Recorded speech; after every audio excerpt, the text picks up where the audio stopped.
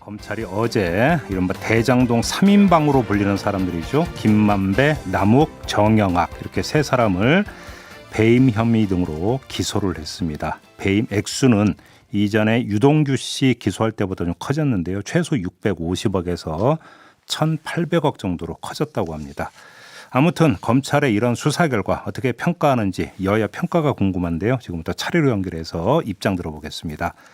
먼저 더불어민주당 화천대유 토건비리 TF 단장을 맡고 있는 김병욱 의원 전화로 만나보겠습니다. 나와 계시죠?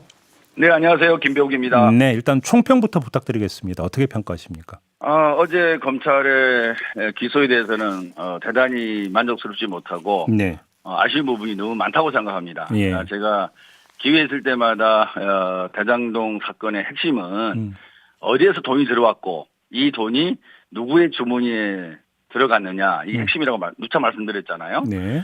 돈이 들어온 쪽 다시 말해서 그 원천은 부산저축은행의 부실 수사로 인한 그분들이 계속 살아남음으로써 대장동 사업이 이어지는 거고 또는 뭐 SK그룹과의 관계설 등등 많은 의혹이 있는 게 사실이지 않습니까? 네. 그 부분에 대해서 전혀 수사가 이루어지지 않았고 보도에 따르면 어제사 이제 담당 검사가 한 분이 배정됐다 이런 기사가 났더라고요. 예. 그리고 두 번째 이제 돈이 들어간 주머니 이미 알려진 게 50억 클럽 아니겠습니까? 네.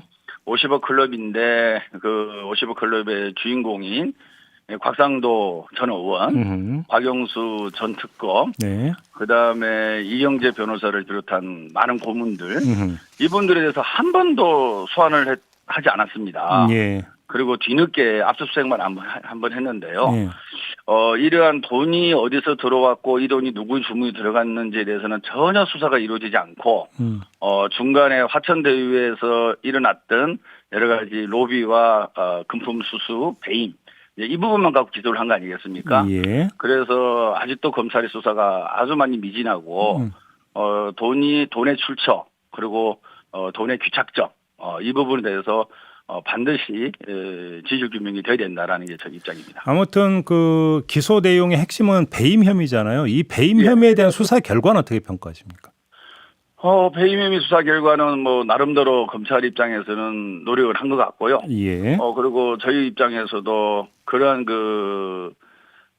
개발로 인해서 막대한 이익을 얻으려고 하는 세력이 성남도시개발공사 직원을 매수해서 네. 이런 배임을 했다는 거 아니겠습니까? 네.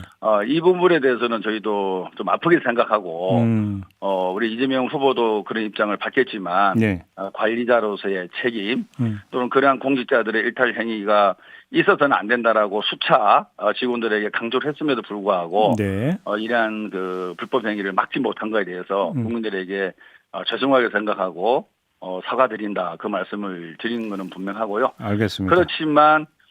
그렇지만 이 기소 내용에서 보다시피 이재명 후보와의 관련성은 전혀 없거든요. 네. 공소장에서도 이름도 안 나와 있고 그리고 국민의힘이라든지 다른 쪽에서 주장하는 이재명이 책임을 덮어 씌우려고 하는 배임으로 인한 이재명의 책임을 덮어 씌우려고 하는 시도가 저는 먹혀들지 않았다. 네. 그래서 이재명 후보하고는 하등 관계가 없다라는 것이 어제 공소장에서 밝혀졌다 이렇게 생각합니다. 바로 그 대목에서 야당은 이재명 후보 방탄 수사, 꼬리 자르기 수사 뭐 이런 식으로 비판하던데 이거는 그냥 정책 공격일 뿐이다 이렇게 보시는 겁니까?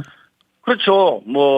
사실이 아닌 것을 자꾸 왜 사실이 아니냐라고 물어보면 답을 못하죠. 사실이 아닌데 더 이상 답할 게 없지 않습니까? 네. 그 초반부터 사실은 그랬지 않습니까? 이재명 아들이 화천대유에 근무하고 있다. 그리고 추석을 전후해서는 화천대유 누구 겁니까? 그러면 전국 현수막을 걸었잖아요. 결국에 일주일에 어떻게 드러났죠? 화천대유는 50억 클럽 겁니다. 이렇게 드러난 거 아니겠습니까? 예. 그동안에 국민의힘에서 주장했던 것들이 다 거짓말임이 드러난 거고요. 네. 그리고 마치 이게 이재명의 그림이고 이재명으로 귀착될 거라고 프레임을 씌우려고 가진 노력을 했지만 전혀 그게 먹혀들지 않고 이재명하고는 아무 관계 없고 이재명은 최선의 노력을 다해서 그 당시 생겨날 개발 이익의 70% 정도인 5,500억 원을 성남시와 성남 시민에게 환수하기 위해서 최선을 다한 노력이었다. 그런 생각을 하고 있습니다. 다만 어제도 후보님도 말씀드렸지만 최선의 노력을 다했지만 국민들의 눈높이, 다시 말해서 더 많은 노력을 해서 더 많이 환수를 했었어야 되는데 왜 그거밖에 못했냐, 이런 질책과 충고에 대해서는 저희가 무겁게 받아들이고 이 부분을 제도 개선을 통해서 완성하겠다, 그런 알겠습니다. 입장을 밝혔습니다.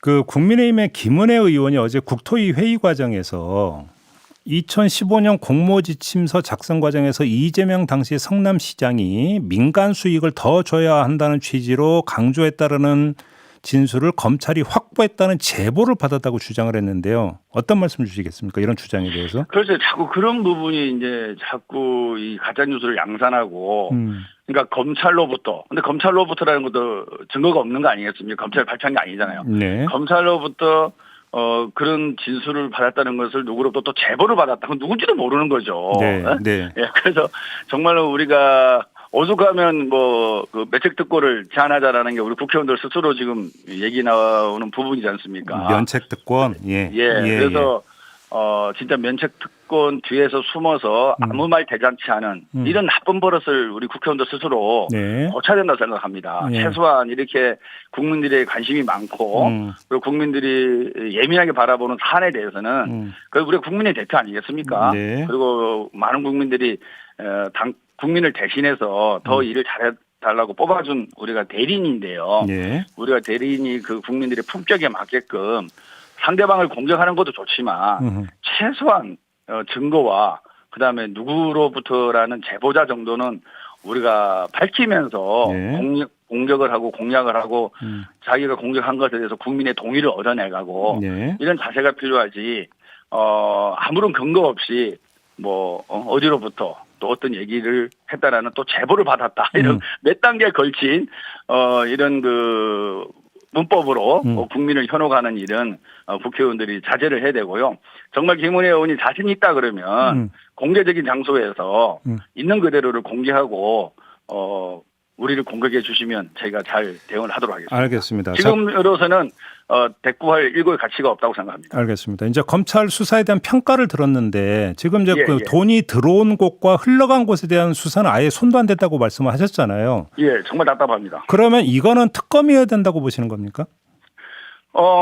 지금 이제 아까 말씀드린 대로 부산저축은행에 대해서 사실 김호수 검찰총장이 지난번 국감 때 말씀하셨잖아요. 부산저축은행 건이 대장동 건과 관련이 있다 그러면 수사를 하겠다라고 말씀하신 지가 제 기억으로 꽤 됐습니다. 근데 그 이후로 담당 검사나 수사 지휘체계가 갖춰지지 않았는데 보도에 의하면 어제 부부장급 검사가 이제 발령이 난 것 같아요.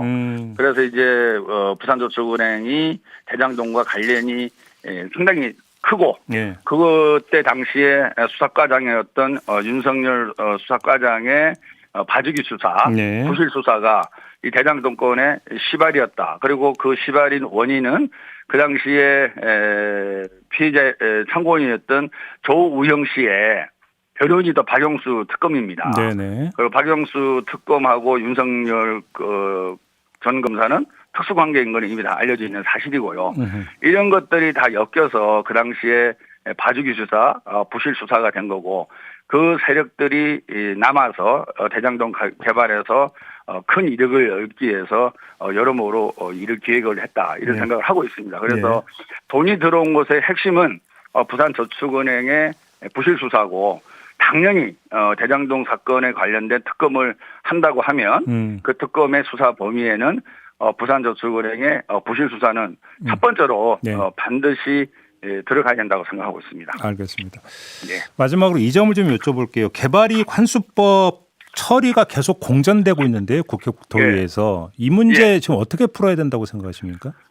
정말은 그거는 우리 국민들께서 냉철하게 좀 판단을 해 주셔야 됩니다. 이 대장동 사건에 있어서 정말 이재명 후보가 피를 토하는 심정으로 말씀하셨잖아요. 정말 본인은 공영 환수를 최대한 많이 위해서 노력을 했다.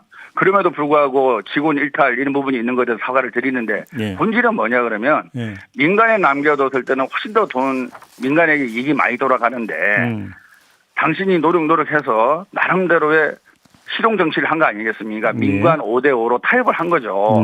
그래서 100%는 아니지만 그 당시로는 70%의 공익 환수를 위해서 노력을 한 거 아니겠습니까? 근데 그 과정에서 국민의힘은 뭐라고 했습니까? 왜 공익 환수를 더 못하고 그렇게 놔뒀냐, 방치했냐 이렇게 우리를 질타하지 않았습니까? 예. 그러면 공익 환수를 위한 법을 저희 더불어민주당이 제안을 하면 국민의힘은 당연히 쌍수도 환영을 하는 게 예. 논리적으로 맞는 거고 네. 또 국민들도 그렇게 생각할 겁니다. 근데 그분들은 공익 환수를 못했냐고 질타하면서 공익 환수를 법을 만들면 또 반대를 해요. 다시 말해서 국민의힘의 지지 기반은 결국에 구기득권 세력, 법적 브로커 세력, 그리고 이런 개발 이익으로 인해서 막단 이익을 얻으려고 하는 그 세력을 등에 업은 정치 집단이라는 것을 스스로 저는 인정하는 꼴이라고 생각합니다. 국민의힘이 그동안에 정말 진정으로 그런 마음으로 진정한 마음으로 우리를 비판해 왔다 그러면 지금 국토위에서 논의되고 있는 이 관련 법에 대해서는 환영하는 입장을 먼저 밝히고 법안 소위를 빨리 참여해서 국민의 바람에 기여해야 된다고 생각하고요. 그리고 국민의힘 의원들을 보면 지역에 가면 또 다 임대아파트 건설 반대합니다. 솔직히 말씀드려서 주민들과 합심해서. 그래놓고 또 대장동에 또 임대아파트가 부족하니 또 이런 말씀도 하지 않습니까? 네. 저는 정말로 국민의힘이 차기 대권의 정말 수권 정당으로서의 모습을 보여주고 또 국민들에게 제대로 지지를 얻어내려면 좀 일관성 있는 우리는 이 사건을 어떻게 바라본다라는 일관성과 그다음에 표리부동함이 없었으면 좋겠어요. 지금 국토위에서 벌어지고 있는 모습은 아마 이 내용을 좀 아는 국민들에 대해서는 엄청나게 국민의힘에 대한 질타와 그다음에 국민의힘에 대한 모습에 대해서 큰 실망을 하리라고 보여. 정말로 대장동 사건을 통해서 우리가 막대하게 일어나고 있는 이런 개발 이익을 어떠한 절차와 방법으로 더 많은 국민에게 골고루 잘 나눠줄 것인가. 이 부분에 대해서 국민들이 좀 답을 내려주시기 바라고 그 답에 대해서 어느 정당이 더 응답을 잘하고 있는지 잘 분석해 주시기를 부탁드리겠습니다. 자, 이렇게 마무리하겠습니다. 고맙습니다. 네, 다음에 또 뵙겠습니다. 네, 더불어민주당의 김병욱 의원이었고요. 이번에는